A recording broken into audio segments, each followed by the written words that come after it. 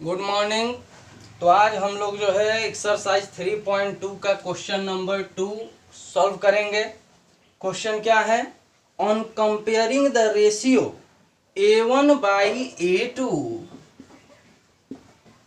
उसके बाद B1 by B2 and C1 by C2, find out whether the lines representing the following pair of linear equations intersect at a point, are parallel or coincident।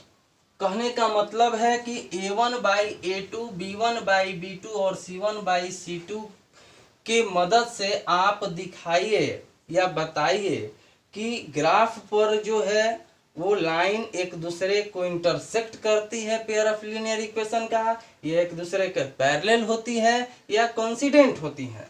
तो सबसे पहले first question है इसमें कि 5x minus 4y plus 8 is equal to 0, ये first equation हुआ।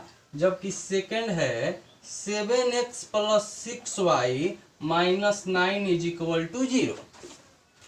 तो सबसे पहले ये आपका सेकेंड इक्वेशन हुआ। तो A1 by A2,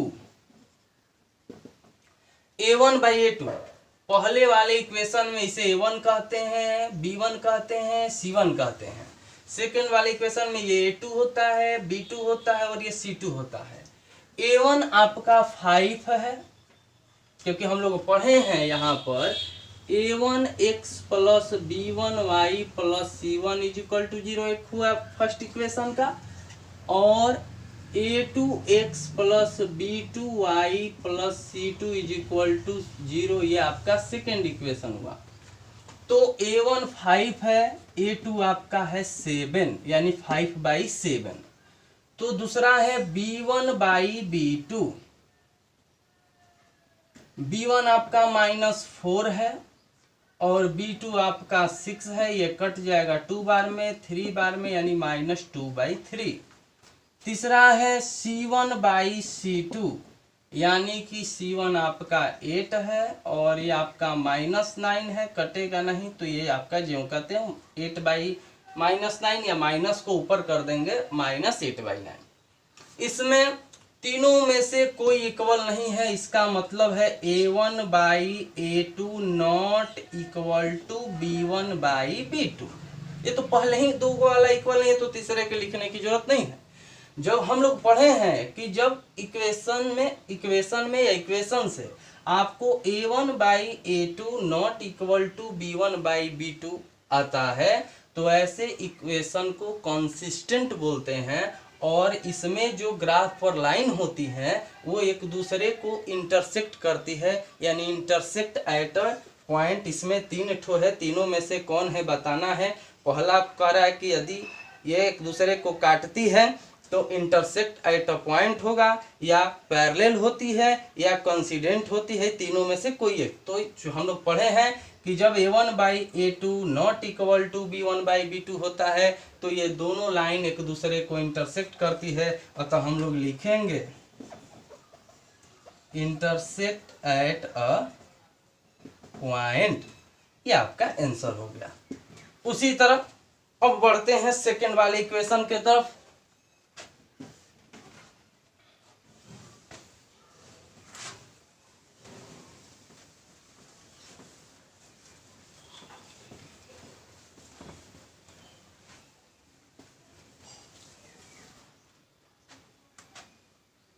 second equation इसमें है 9x plus 3y plus 12 is equal to 0, 18x plus 6y plus 24 is equal to 0।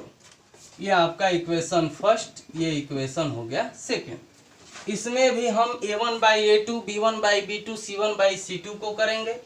तो सबसे पहले A1 बाई A2, A1 आपका 9 है, A2 आपका 18 है, ये कट जाएगा 1 बाई 2 बार में। फिर आप देखते हैं B1 बाई B2, B1 3 है और B2 जो है 6 है, ये भी कट जाएगा 2 बार में, यानी 1/2 हो गया। उसके बाद C1/C2, C1 आपका 12 है और C2 जो है 24 है, ये भी कट जाएगा यानी 1/2।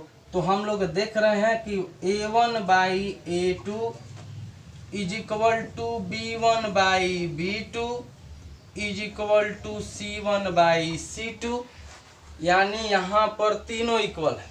तो हम लोग पढ़े हैं कि यदि इक्वेशन से A1/A2, B1/B2 और C1/C2 इक्वल हो जाए तो वो भी कंसिस्टेंट इक्वेशन में ही आता है, लेकिन इनके जो लाइन होते हैं ये कोइंसिडेंट होते हैं, यानी कि इस तरह से होते हैं। ये मान लीजिए ए बी फर्स्ट लाइन है और बी सी आपका सेकेंड लाइन हो गया, यहाँ से यहाँ तक, जो दोनों एक ही पॉइंट से होकर एक ही लाइन से होकर जाते हैं। और जब कोइंसिडेंट लाइन, इसमें कह रहा है कि कोइंसिडेंट है कि पैरेलल है कि इंटरसेक्ट एट अ पॉइंट है, तो ये तो हमें पता चल गया कि ये कोइंसिडेंट है।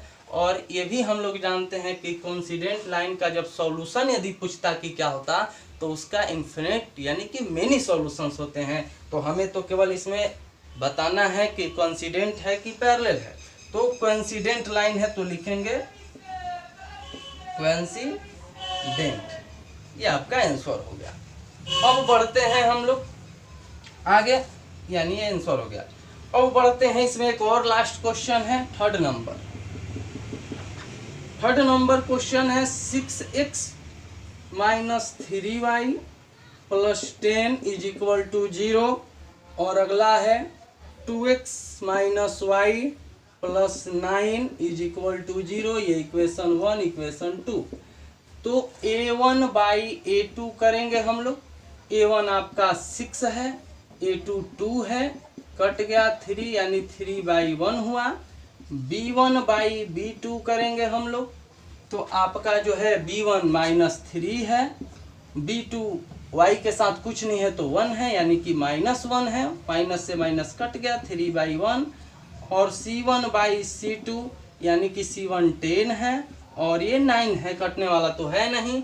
तो हम लोग देख रहे हैं कि A1/A2 is equal to B1/B2 but not equal to C1/C2। ये C1/C2 के इक्वल नहीं है। तो जब इस तरह का इक्वेशन आता है तो ऐसे इक्वेशन को इनकंसिस्टेंट कहा जाता है। और जब इनकंसिस्टेंट होता है तो इसमें जो लाइन होते हैं वो ग्राफ पर एक दूसरे के पैरेलल होते हैं, और पैरेलल होते हैं तो उनका कोई सॉल्यूशन नहीं होता है। अतः इसमें हमें तो 3 गो में से बताना है कि इंटरसेक्ट होगा, कि पैरेलल होगा, कि कोइंसिडेंट होगा। तो जब A1/A2 not equal to B1/B2 होता है तो इंटरसेक्ट करता है। जब A1/A2 is equal to B1/B2 is equal to C1/C2 होता है तो कोइंसिडेंट होता है। और जब A1/A2 is equal to B1/B2 not equal to C1/C2 होता है तो वो एक दूसरे के पैरेलल होता है, यानी यहाँ पर हो जाएगा पैरेलल